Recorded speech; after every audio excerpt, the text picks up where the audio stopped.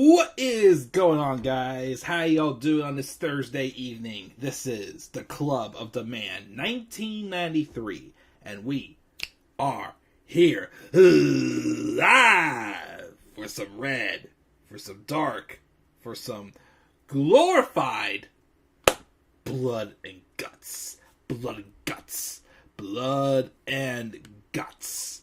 This show took place last night, which, of course, is this week's episode of AEW's Dynamite, but, of course, it is the yearly special Blood and Guts. It took place at the Little Caesars Arena in Detroit, Michigan.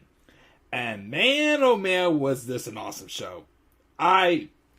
Personally, I love the show. I love the storytelling from, the matches of, Orange Cassidy and Ethan Page, from the stuff with Christian Cage and the somewhat surprise heel turn, and I'm very interested to see where that goes for sure with Christian Cage's storyline.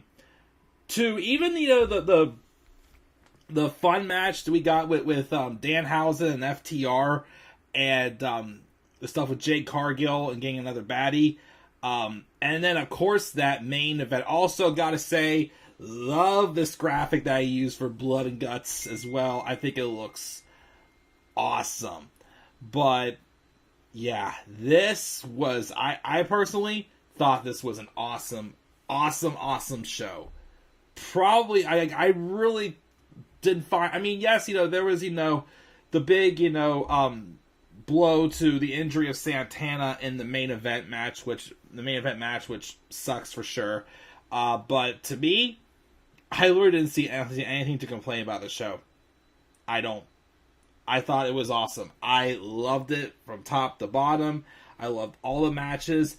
Unfortunately, because, I've really been having a crazy time at work lately, and me trying to do other things outside of work, I did get hit with the sleepy spell again. I fell asleep during the last half hour of the show again. Dang it, I keep falling asleep during some good matches, like I did with Forbidden Door this past Sunday as well. Oh, man. But, I rewatched it, tonight, and, yeah, there's a couple must-do shows I'm doing tonight, which is this one, and I want to do one where I just basically talk about who I think should win the Money in the Bank ladder matches. I'll do both of those tonight. I did record another part of my Harry Potter Let's Play. I don't think I'll get to editing that tonight. I don't know if I'll get to anything else besides those two, but those are the two things I definitely want to do tonight. Is these two matches. I may get the Harry Potter Let's Play upload. I'm not sure. So I was going to try to do some Seinfeld reviews. I don't think I'm going to get to those tonight either, unfortunately. But we'll see. But it's getting late, and this week is a holiday weekend, so that's that. So let's talk about Blood and Guts. We do have Tyler in a live chat who gave the show a D. That's your opinion, Tyler. Totally fine. Main event is the only good match on this show, like last week, as he thought. Okay, again, it's your thought. Again, I know Tyler and I completely disagree on AEW, but again, it's totally cool. I totally get it, man. If you don't like it, that's fine. Me, I love it. Let's roll into and talk about this show. Let's talk about, of course, that first hour, which, of course, the show opened up with Dan Lambert cutting a promo insisting that the Michigan Athletic Commission has rules and regulations, and if best friends don't have a valid managerial license, they need to go to the back. And they're getting ready for a match with All Ego Ethan Page taking on Orange Cassidy, who came out to a new theme song. And apparently it was his original theme song when he was on the Indies, which wasn't too bad. I don't know if maybe, that 5-star performance he had against Will Ospreay this past Sunday, gave him a little more respect in the company, maybe, or something. But, it could have been the reason why, I'm not sure. But yeah, they gave him his Indies theme song, which I thought was pretty good. And the match with him and Ethan Page was pretty good. Between the, the teasing of, the taunting. My favorite part, I definitely love when he was taunting Dan Lambert while he was on the ramp. I'm on the apron. I love how he taunted him there. But, throughout most of the match, Cassidy was struggling to get Ethan Page up for a for a body slam. It kept getting blocked several times, but finally, he did connect with it, and eventually he hit an orange punch on Dan Lambert, and another orange punch, and then of course the body slam on All Ego Ethan Page for him to win. Afterwards, the best friends came back out to celebrate, which included the return of Chuck Taylor. So I don't know what's going to happen, if they're going to keep, Roppongi Vice and like best friends like combined together, or what story's going to be there, because they had Roppongi Vice with Rocky Romero and Trent Beretta work together. Now that Chuck Taylor's back, what are you going to do with that tag team? I don't know. Definitely was a little more intrigued by Roppongi Vice than Best Friends, even though Best Friends had the momentum at times. I still at times think they're just a little bit overrated. Just my opinion. But that was a good way to open the show. Then we got this interview with Christian Cage, falling out from his interview last week where he explained his actions on Jungle Boy. Christian Cage says he was asked to apologize for the insensitive comment he made about Jungle Boy's family last week. He's never apologized for anything before, and he's sorry that Jungle Boy's entire family isn't dead and had to see him end him in the ring 2 weeks ago on Dynamite. Except for his mom. And he looks over and goes into the camera, so he's really taunting Jungle Boy there. And then Christian runs down Detroit, and then he says he had asked for a match tonight. The match, though, wasn't for him. And then some different music started playing. I'm like, wait a minute, don't tell me. Based off the fallout, and then something else I read made me think they'll go with this. They've already, for now at least, we'll see what happens whenever Jungle Boy returns, who apparently is out now with a legitimate injury. I don't think it's as severe as some of the others, as far as I know. But it was Luchasaurus. They went all out and turned Luchasaurus heel. And now Christian Cage is basically Luchasaurus' manager or whatnot. I mean, he's still going to wrestle, but he's basically now just with Luchasaurus, which was a surprise. He had like a darker mask on and everything. So what I read is of course, last week whenever Luchasaurus confronted Christian Cage, and then when he said, "Remember what happened to Marco?" I thought that was Marco didn't make the cut because he wouldn't listen to him.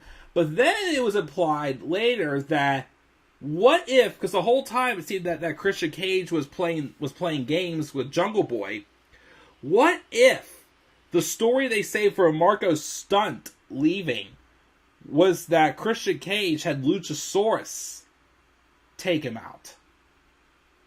What if this whole time Luchasaurus has been secretly working with Christian Cage doing his evil plotting? But of course, the thing is what will happen when Jungle Boy comes back? Will Luchasaurus' true alliance be tested? I think this is very unique for sure. Like, they're definitely going to probably build towards Jungle Boy and Christian Cage at All Out. And until then, this is a very neat story to go with for sure. With having Luchasaurus for the time being, side with Christian Cage and go full on heel. And he squashed Serpentico completely, and then he attacked him a little more after the match. So, like I said, this could be a temporary heel turn.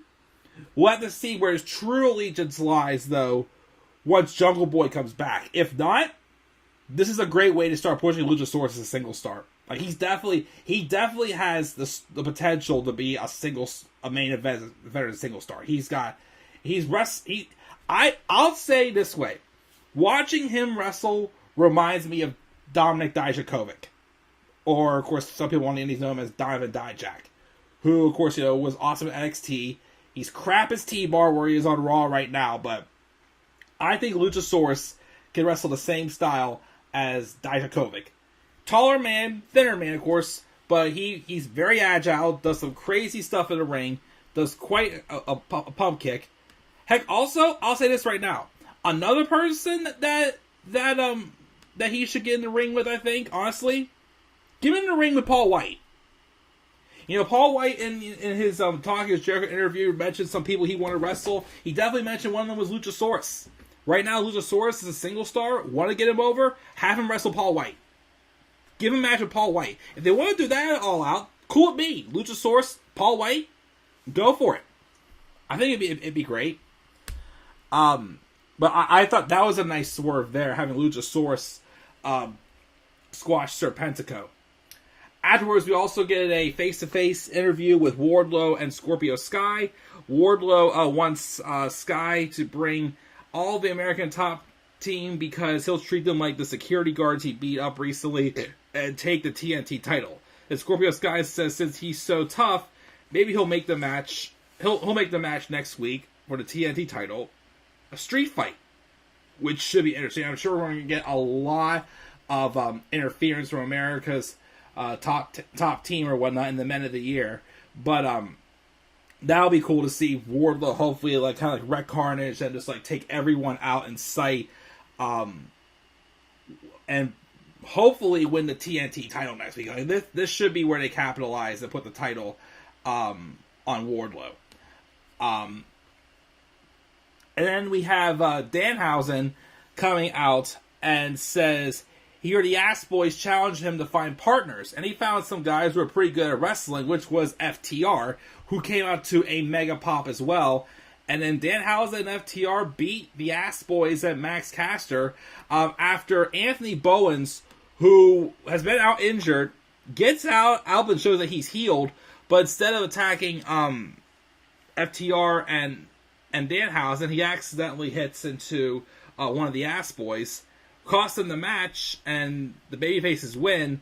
But then afterwards, it looks like Billy Gunn is about to confront the Acclaim side with his boys, but instead, he shoves down his own sons. So where is that going? I don't know. Strange, but we'll see where that goes. We also have a promo with Sanjay Dutt, Jay Lethal, and Satnam Singh demanding Samoa Joe to put the ROH World Television Championship on the line and for him to show up. Because he hasn't shown up since he got taken out of that shoulder injury after Double or Nothing. Jade Cargill then has a TBS title match and squashes Layla Gray. But after the match, Jade Cargill gets on a mic and says she's tired of these throwaways and wants some real competition, as she advises Stokely Hathaway to do so, but says she's fired up and he knows why. And he says last night she gave an opportunity to everyone in that locker room, and the woman that stepped up doesn't even work here. Chris Statlander, Athena, you're not overlooked, you're just lazy. Which out come Athena and Statlander, and they start attacking Jade Cargill and Kiera Hogan. Of course, the other baddie, Red Velvet, is out with an injury right now. And as Athena's about to hit the Eclipse, Layla Gray, who just got squashed by Cargill, attacks her and turns heel, and she joins as a baddie. Okay, I mean, they're going to give some of these, newer faces like Kiera Hogan, Red Velvet, and now Layla Gray spot as a baddie. Fine by me.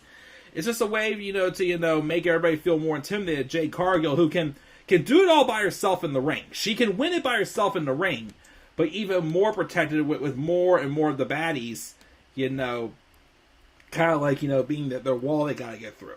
I like it. It's a very interesting way to book it. We have a promo from the Young Bucks, who are unhappy that there's only two of their crew left, as Red Dragon and Adam Cole are all out hurt and not cleared. Adam Cole, I wonder if Adam Cole's going to be out for a while, like I said, because he went into that match on Sunday dealing with a labrum injury, and now he has a concussion, I think I heard. So it might be time for Cole to take a little bit of time off before he becomes too injury prone. And also, as I said, Brandon Cutler's not even behind the camera. They'll have one friend left except the tag titles. And then they're going to have a match against Haruki Goto and Yoshihashi, having a title match on Rampage this coming Friday. Well, I'm sorry, it's a non-title match. You got to beat them first. Which is like, why are we doing that booking? But I don't think they're going to beat them. And then we have the main event, which is the Blood and Guts match. We got, of course, the Jericho Appreciation Society, Cool Hand, Angelo Parker, Daddy Magic, Matt Menard, 2.0, Red Death, Daniel Garcia, and then, of course, original Inner Circle members, Jake Hager, and a recently new member of the Jericho Appreciation Society, Sammy Guevara, and Chris Jericho himself. Those 6 took on the team of Eddie Kingston, Santana and Ortiz, and in the Blackpool Combat Club's Jon Moxley, who is the interim AEW World Champion, Wheeler Yuta, the ROH Pure Champion, and of course the newest member of not just AEW, but the Blackpool Combat Club, Claudio Castagnoli, in the Blood and Guts match. Where do I start this match? First off, the first thing I liked was the fact they started off with Claudio and Sammy. That is a dream singles match. Like if they want to give a singles match at the next pay-per-view and they want to do Claudio and Sammy, go right for it. Those two will put on a clinic. They started off and Claudio. I love that they gave Claudio more time in the ring. I feel like he deserved kind of like the journeyman appearance in this match, and Sammy was a good choice as well to start us off too. Like I still know. I mean, the Jericho Appreciation Society, the whole thing's cool to me. I know that Sammy's a part of it as well. I just don't think if 2.0 and Daniel Garcia were by themselves, I just still really wouldn't care too much. I don't know. It's just something about those 3. It's just it's not clicking with me. But of course, they had the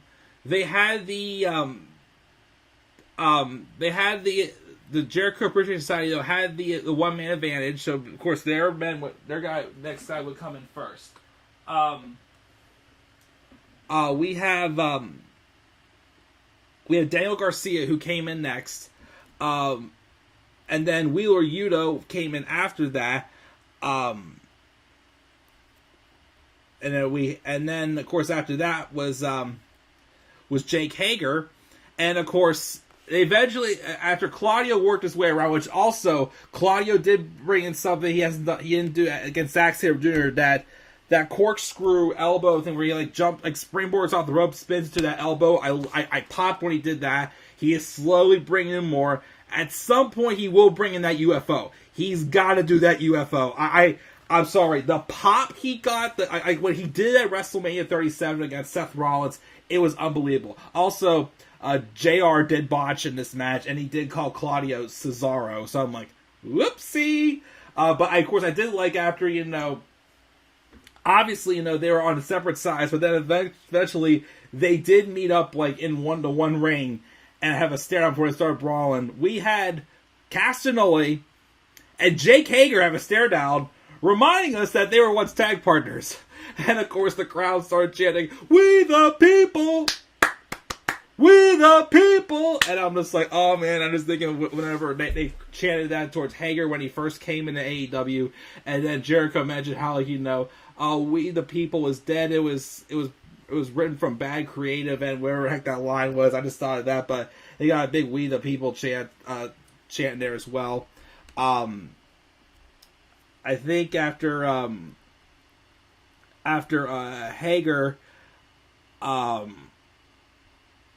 Hager, it was Moxley who entered with a chair, and he threw it. I think all the members of the Blackpool Combat Club entered first, I think, for the babyface team. But Moxley entered in, who, again, I think the other reason why I at first said that I wasn't feeling Moxley being world champion right now, not because he's doing bad, he's doing great, but it's just that, especially in this feud, he's kind of taking a little bit of a back seat to Eddie Kingston. Eddie Kingston is definitely the bigger star right now in this feud right here. But he came in, and he was threw a chair to Hager. He started stacking the younger men in the corner, hit lariats, and he even also took a fork and raked it into Daniel Garcia's face, gashing his forehead open. And that's where I'm like, oh god, you want blood and guts? you're getting blood and guts right here. Moxley just went in there and just went ape shit. We had Yuta hit a diving splash to Sammy as well. Angelo Parker came in, and he came in with a chair in his hand. He just like walked it into people and just, took people out. But then Claudio caught him with a gut wrench and the turnbuckles and hits the Carolyn lift. We hit a Michinoku driver there as well. And then in came came Ortiz, and then Matt Menard. No, I'm sorry. Matt Menard was the one who came in with the chair, not Angelo Parker. Angelo Parker came in. He was kind of playing a little like, cat and mouse or whatnot. When Menard came in, John Moxley laid out some broken glass and did a pile driver on Angelo Parker, landing his head on the broken glass as well. Moxley was pulling out the weapons. Of course, then Eddie came in later, and we'll talk about Eddie in a second. Moxley had has paper stapled to him. Santana entered the match with a table and a barbed wire bat. But then Santana, unfortunately, didn't do too much there because he got hit with like a Uranagi backbreaker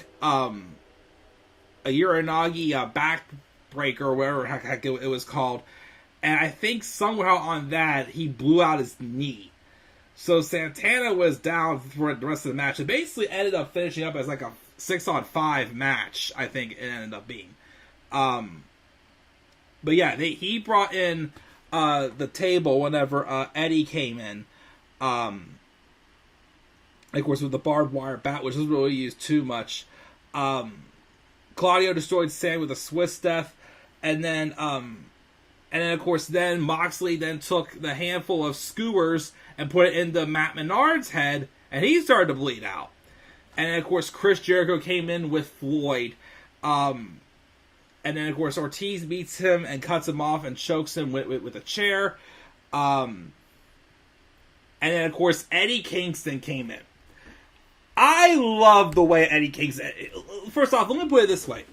What's standing out more and more to me about Eddie Kingston is he's one of the more natural characters that AEW has. Not just because he's great on the microphone, not because he's a great wrestler, but he's a master at storytelling.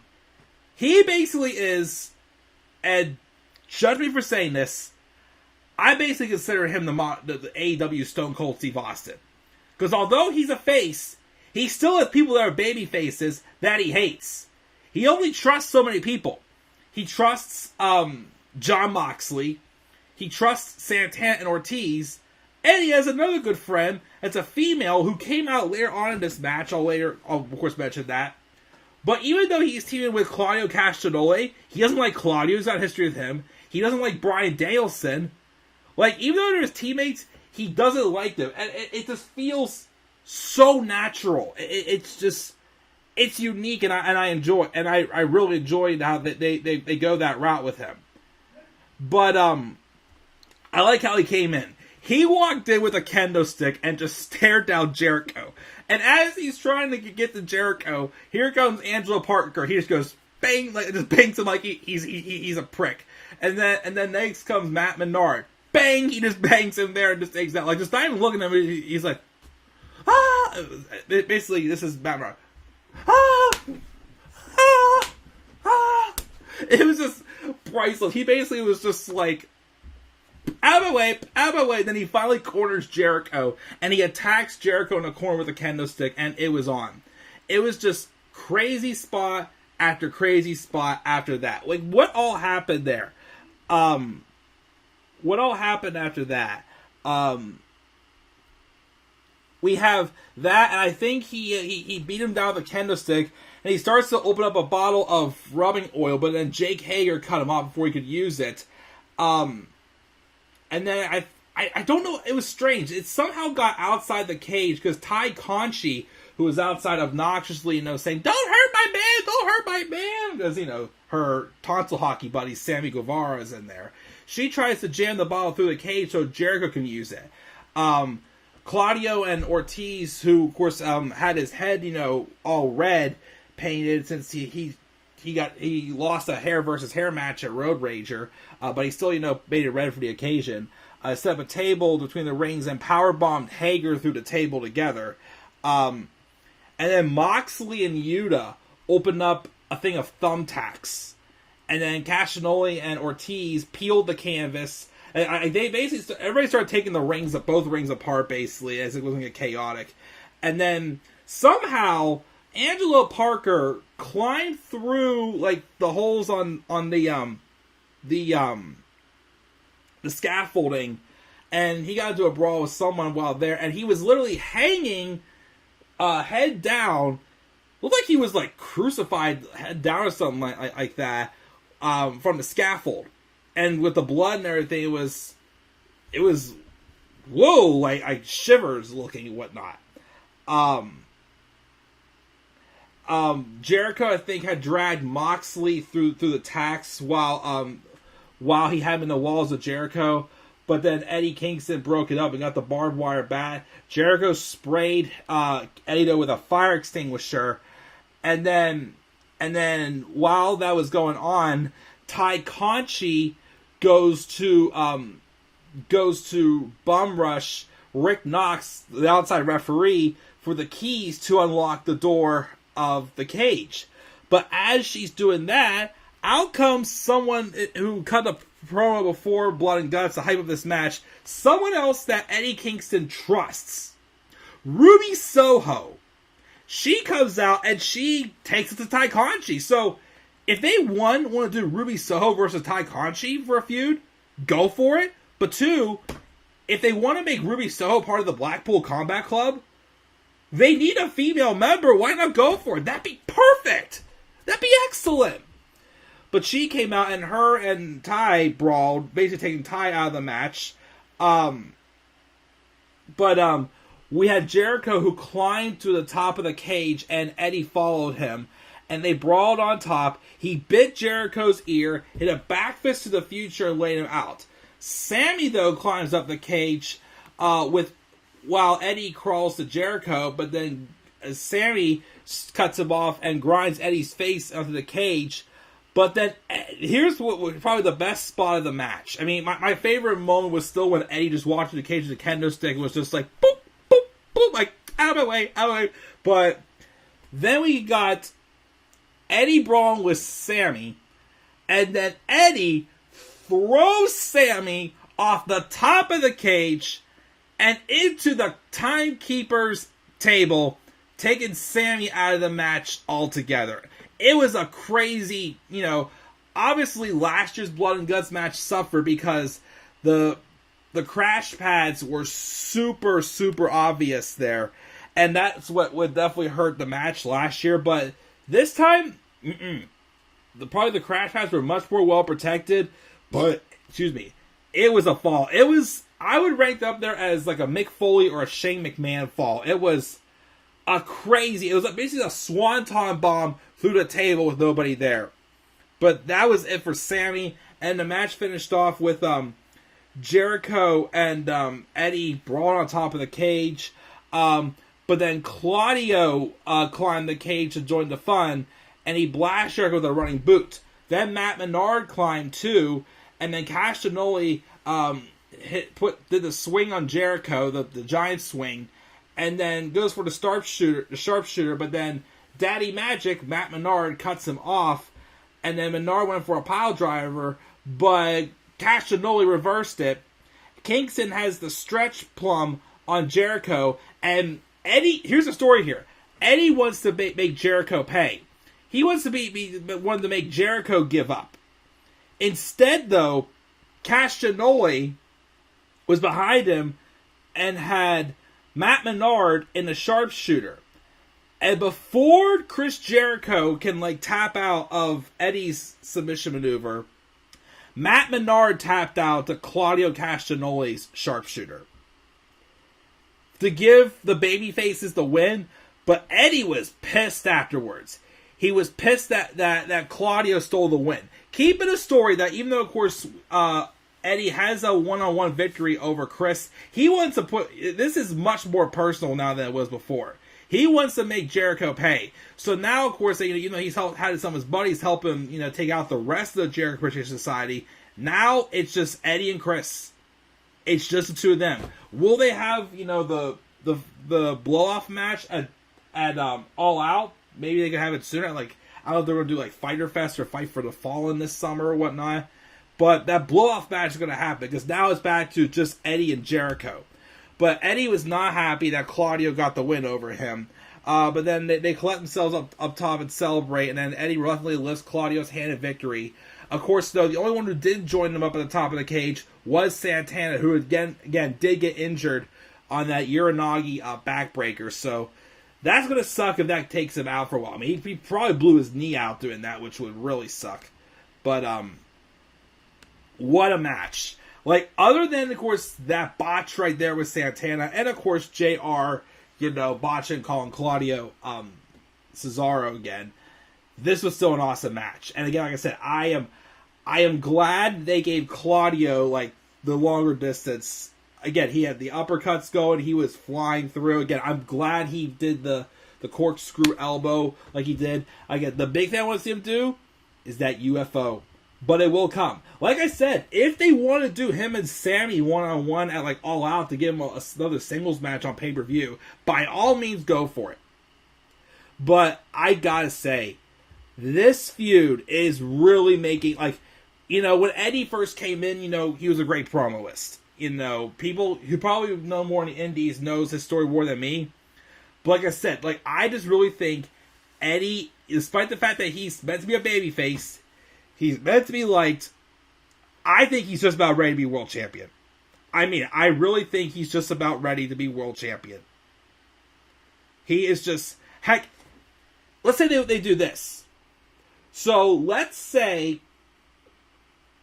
if somehow MJF does come back, and they could have MJF win the title from Moxley, or after they have hopefully they still do Moxley and Punk at All Out, maybe. They have Punk win, MJF then dethrones Punk. MJF, Eddie Kingston, World Championship match. Sometime next year. Holy crap. Like, again, he's established himself that well that I'm really behind this idea that, he only trusts certain people, whether they're heels or baby faces. He only trusts certain people. He trusts Santana Ortiz, he trusts Jon Moxley, and he trusts Ruby Riott. As of now, that's it. That is it. Anyone else, whether you're a heel or a baby face, he's going to pick a fight with you. Like, he's really growing on me more and more for sure. And like I said, I am slowly more and more thinking he's one of the next people that should get that world title.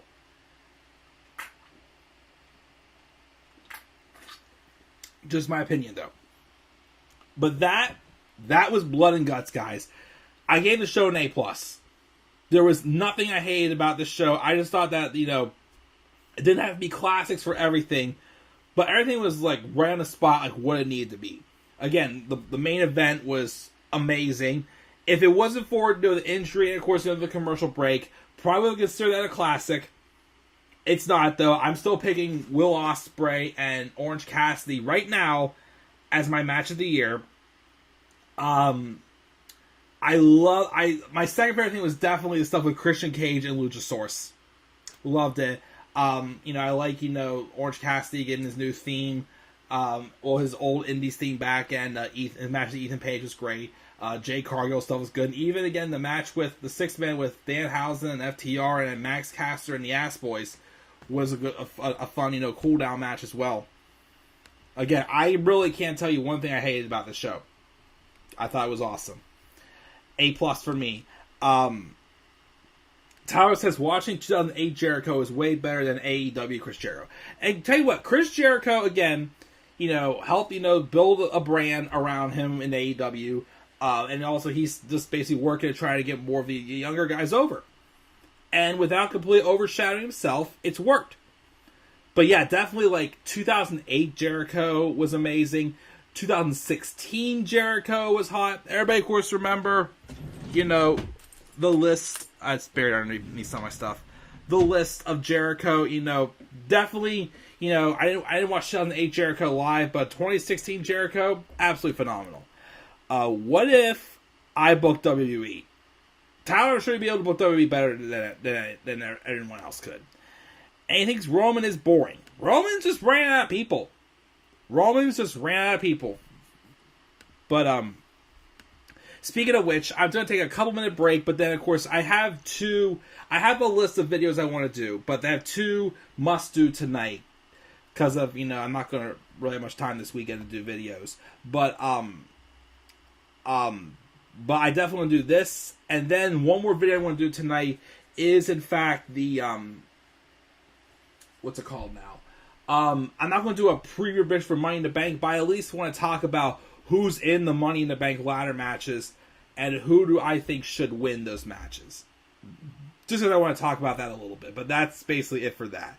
But a couple other small little topic videos like baseball and wrestling I want to do, and of course the last disc of season 7 for Seinfeld, and a couple more Harry Potter Let's Plays as well. So I'll be live one more time again after this, and then that'll probably be it.